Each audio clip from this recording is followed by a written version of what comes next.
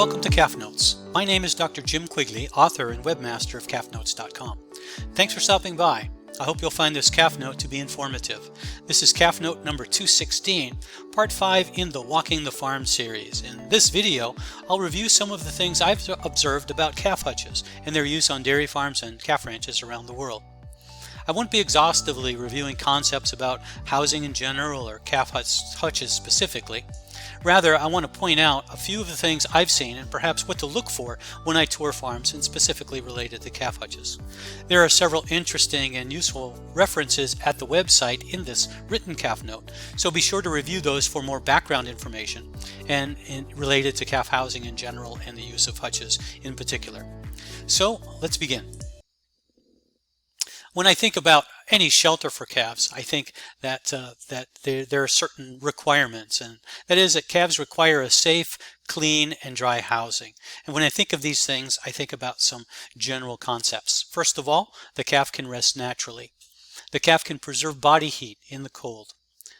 The calf can escape the sun, the wind, the rain, and the snow. The shelter, whatever type of shelter, is dry and comfortable. The environment within the shelter is not excessively hot nor excessively cold and is not too wet. Good air quality without drafts is a really important concept. And finally, the shelter should be constructed and managed to minimize the risk of disease transmission. When we consider all of these things in total, it's clear that calf hutches are an excellent housing option for calves from 0 to about 4 months of age, and that's why they are so widely used on farms all over the world. I summarize the important concept into 4 key principles, or Q-tips if you will. They are that the shelter needs to be safe, it needs to be clean, it needs to be comfortable, and finally it needs to be efficient. From the perspective of safe, the questions I might ask include, can the calf escape the elements? Does the shelter minimize the risk of infection? And does the air quality minimize noxious elements without the risk of drafts? Clean? Can the shelter be easily sanitized, and does management allow time between calves to reduce the pathogen load? Comfortable.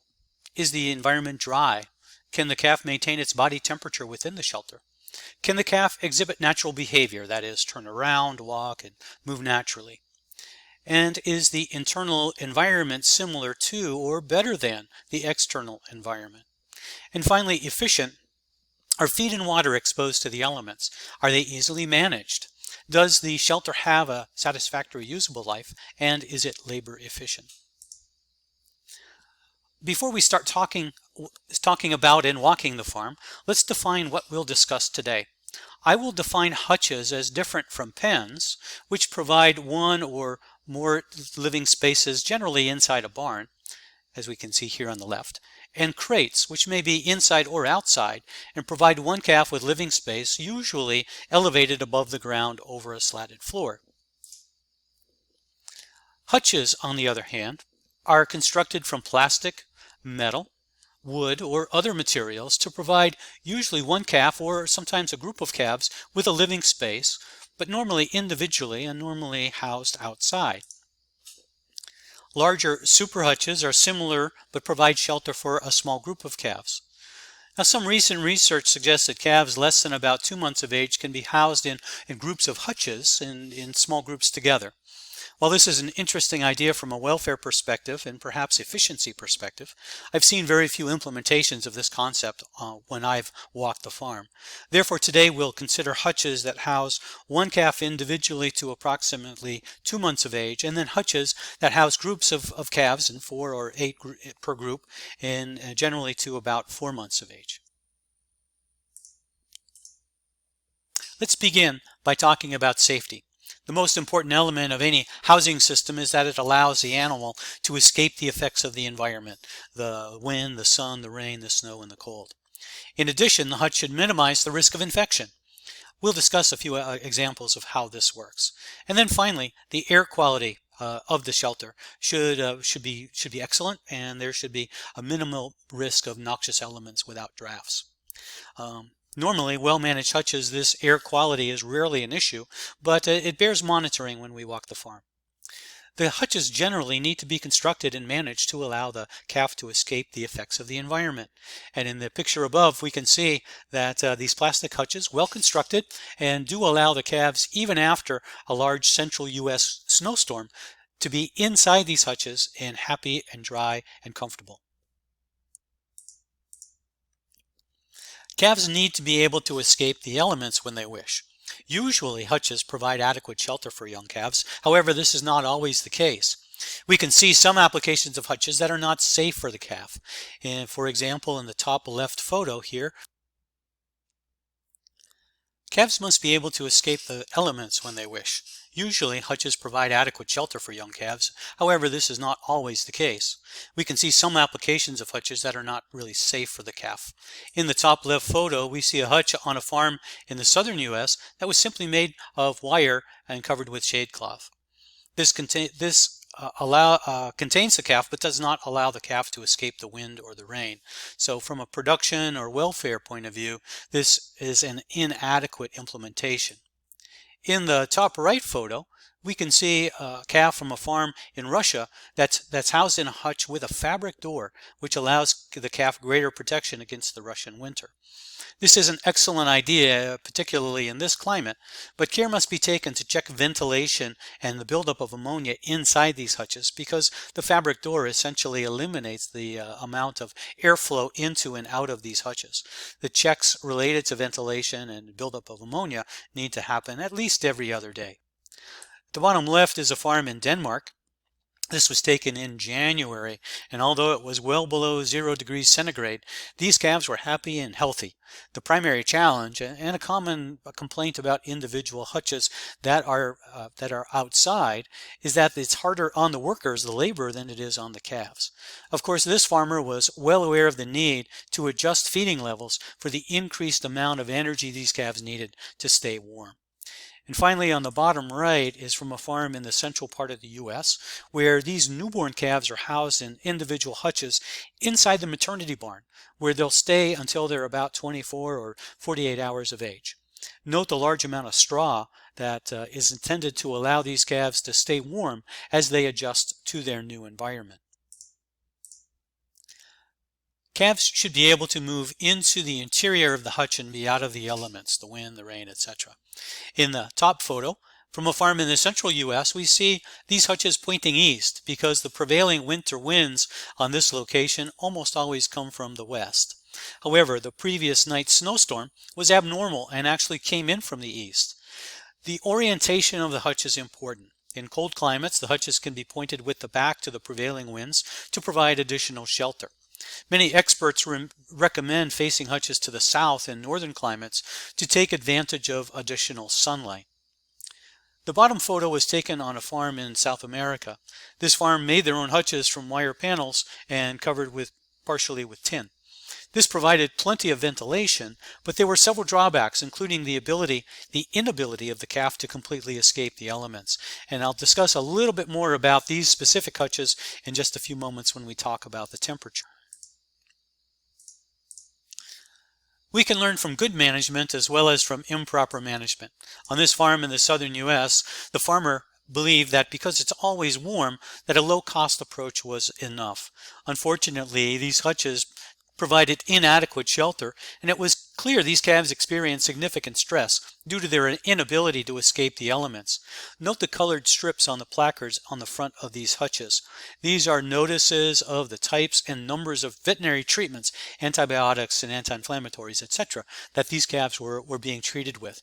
It was clear these calves were being exposed to a significant amount of stress, and we recommended that wholesale changes be made to this housing system and they consider some other options.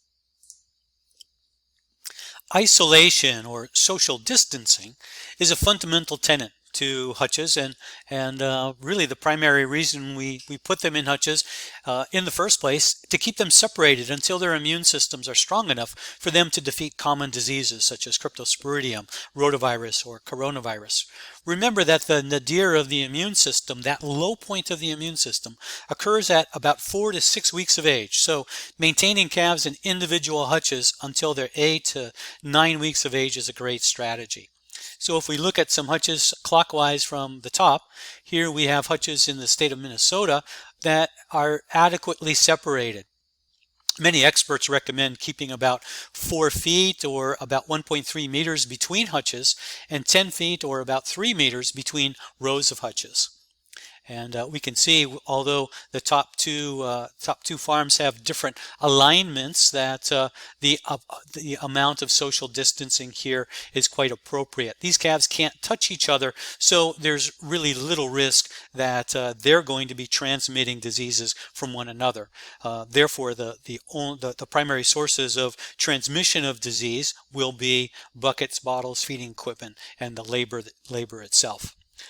We have two pictures from a Russian farm, and we can see that these hutches are crowded together in order to get them all underneath this roof. And we can see that the hutches are side by side, and the exercise area in front of the hutches are too close, and these animals are going to be able to touch each other, and we really defeat the purpose of the hutch in providing social distancing in this situation. On large farms, it can be a challenge to have calves close enough for efficient labor, but also to maintain social distancing. This farm in California found a great way to be efficient, but still provide for social distancing. This California farm alternates the direction of the hutches to allow greater concentration of calves while maintaining social distancing. The workers can still access calves on both sides of the row and be efficient with labor, but there's still sufficient space between these to minimize the risk of transmission of disease. Note also the slope that the farmer has built up with this implementation. We'll talk a bit more about slope in just a few moments. This farm in California alternates rows of hutches, as you can see in the photo here, front to back, similar to the previous pictures.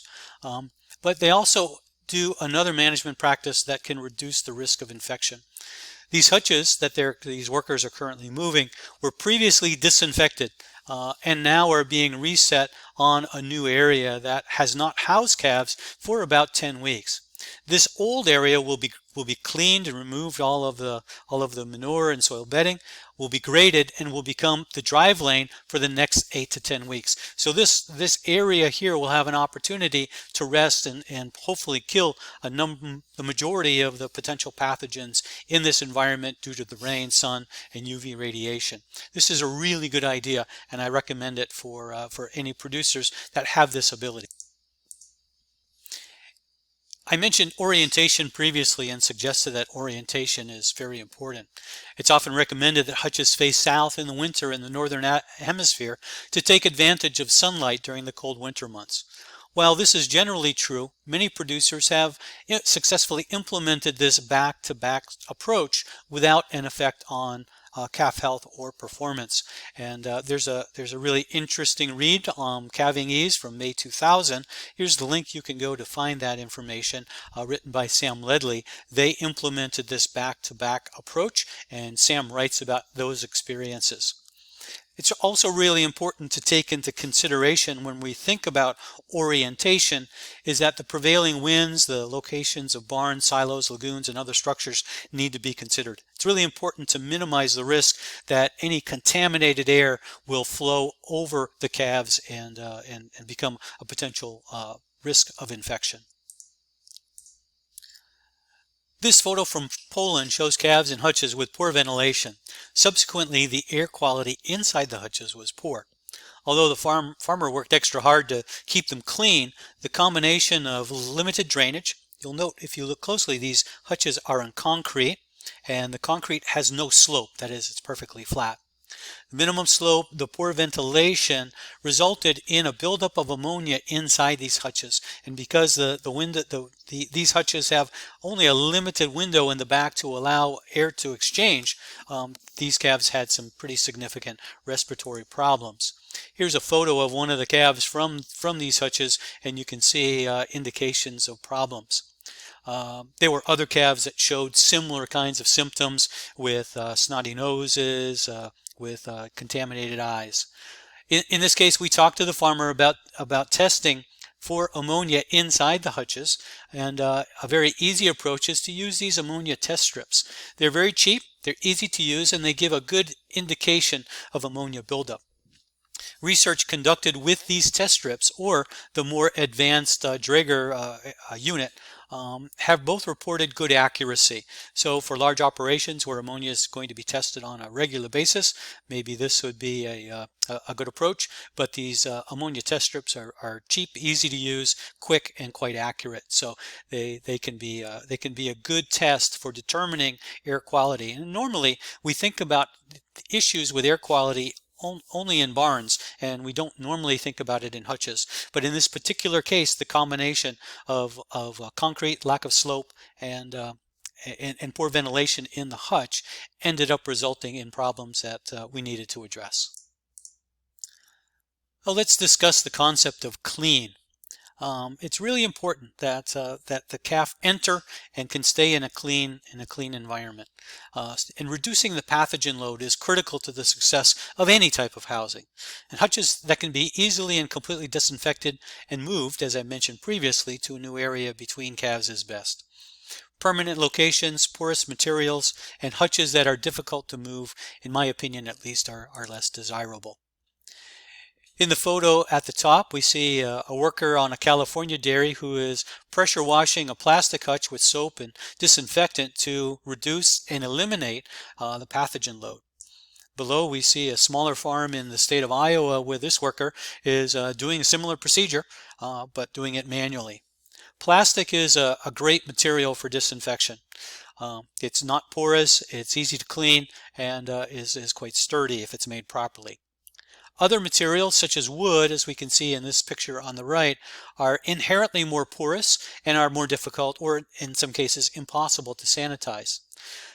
They can't be cleaned as well, and although this farmer attempted to reduce the porosity of the wood by painting and reduce the number of pores, it's not complete, and you can see areas where the paint is chipped off, or there are cracks that allow for the buildup of manure and bacteria. It's just not complete. So as we think about disinfection, the plastic hutches really have an inherent advantage compared to other materials. As I mentioned previously, moving hutches, in my opinion, is a great idea.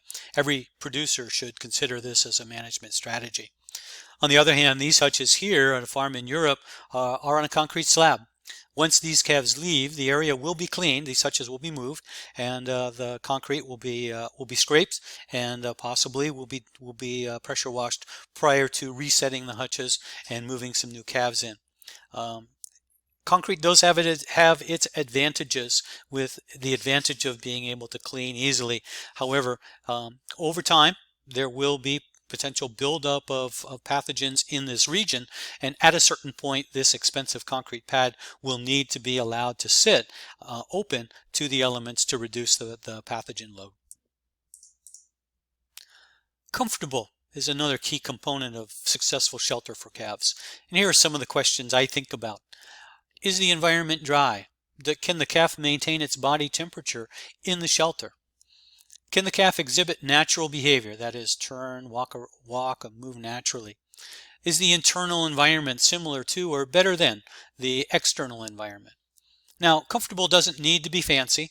A clean, dry area where the calf can rest and escape the elements and maintain its body temperature. And you can see here this clean plastic hutch is a great environment for this calf, and this calf will be very comfortable in here for the entire time it's there.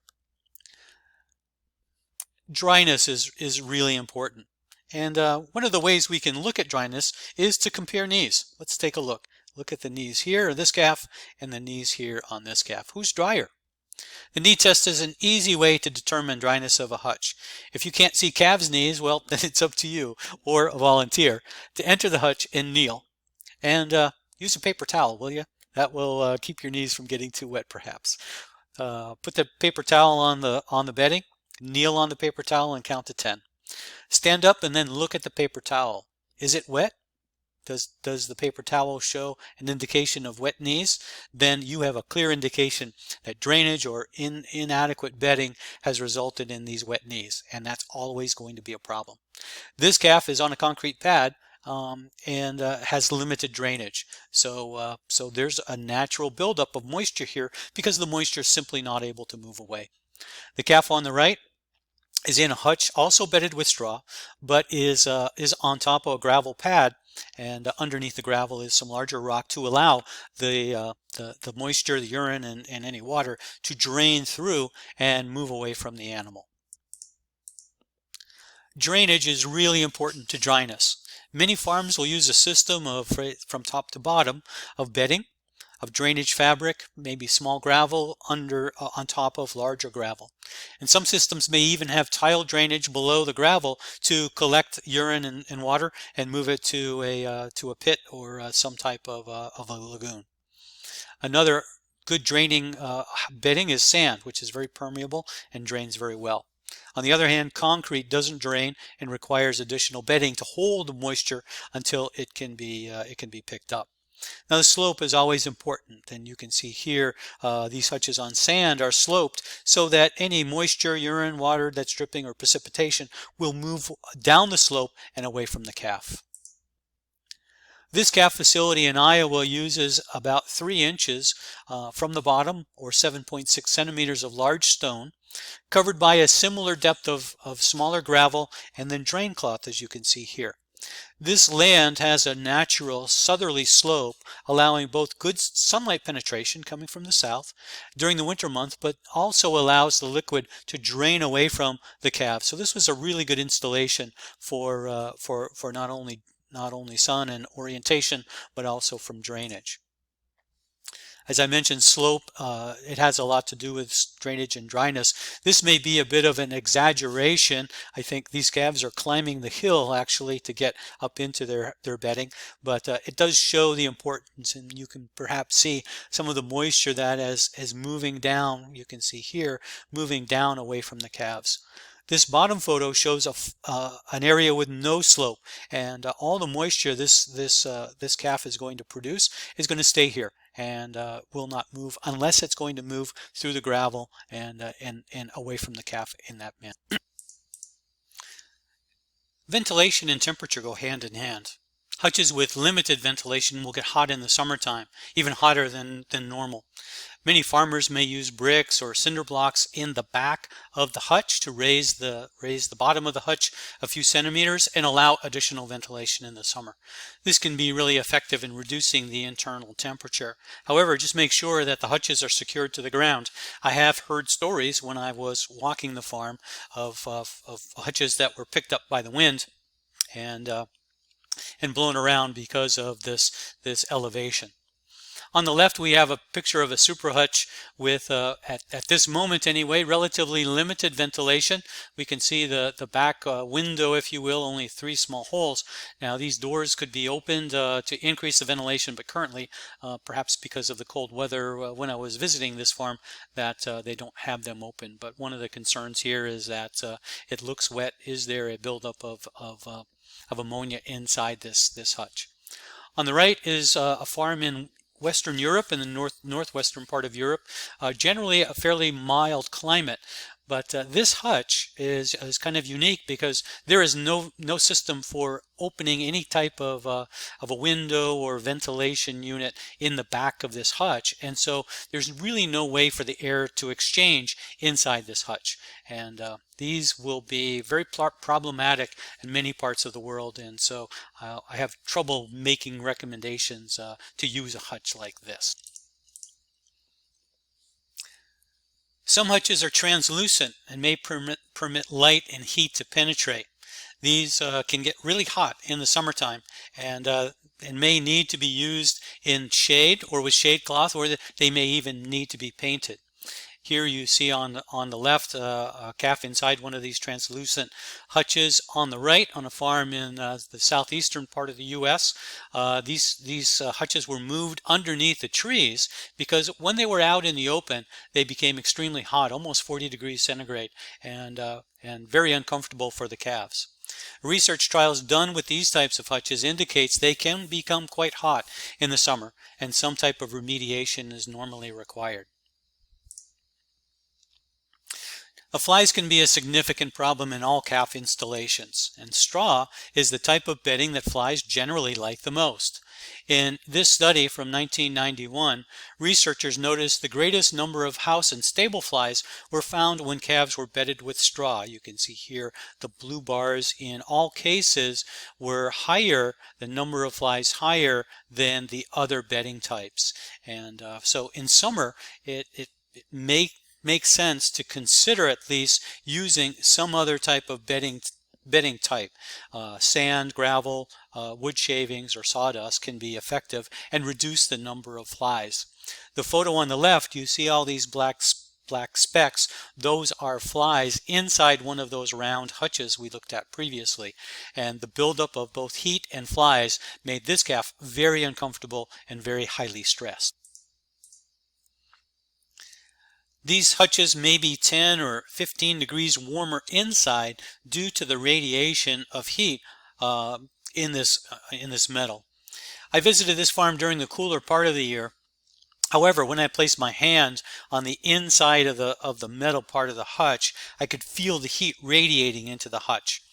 And during the summer, when temperatures in this part of South America can reach 35 or 37 degrees, this additional radiant heat could really stress these calves. We discussed the need to test this theory with the farmer, and he agreed that when it became warmer, he would place a thermometer inside the hutch in the corner where it would be the warmest, and check that thermometer several times a day to see if the inside of the hutch was going to be that much warmer than the outside. Wean calves in small groups adapt well generally and are more easily managed. Super hutches are a really good way to transition calves from individual hutches to larger groups, and we can manage these super hutches in ways similar to those for individual hutches. And generally, when these groups are kept small, 4 to 8 calves at the most per hutch, the transition goes very easily and can be a good step from the individual hutch into before the calf moves into larger groups. Efficiency is the final component of calf hutches in any shelter, really. And here the questions I typically ask are related to feed and water. Are they exposed to the elements? Are they easily managed? Does the shelter have a satisfactory useful life, and is it labor efficient? One of the advantages of plastic hutches, although they generally have more initial upfront costs, is their long life. They're easy to clean, and over time will have a positive return on investment. There are some issues that can reduce efficiency. One is the location of the feed and water buckets, something I find somewhat interesting. You can see both the top photos here. All of the feed buckets are outside. This makes it much easier to change the feed and the water. The workers can move very efficiently between hutches, between groups of calves. However, when there's precipitation, snow, rain, whatever, then all of the feed that's out here can become spoiled. The other alternative is to have hutches with the feed and water buckets inside, and the calf also can have the option of drinking inside. These tend to be more efficient from the standpoint of feed efficiency and minimizing the waste of feed, whereas the others tend to be more efficient from the standpoint of labor. You can see this Jersey farm also has most of the all of the buckets, feed and water buckets, on the outside. Now, in this part of the United States, there is quite a period of the summertime where there's very little precipitation, so the losses associated with contaminated feed are generally quite poor. Other regions where precipitation is much more frequent, this can be quite a challenge, and additional feed management needs to be taken into consideration. So in summary, hutches are a great housing system. When managed properly, they provide a safe, clean, and comfortable home for calves, and they are efficient in terms of labor management. Social distancing until calves have stronger immune systems are a key advantage to hutches, and in most cases, the primary reason they're so popular around the world. They are clean, safe, clean, comfortable, and efficient, and I highly recommend their use. This review of calf hutch applications covered some aspects of hutch management. I've shown you a few examples of where management has been quite good and some other cases where it's gone wrong. There are a number of references I will remind you on the website on the PDF file, so feel free to stop by and read for additional information. That'll do it for today. Thanks for watching.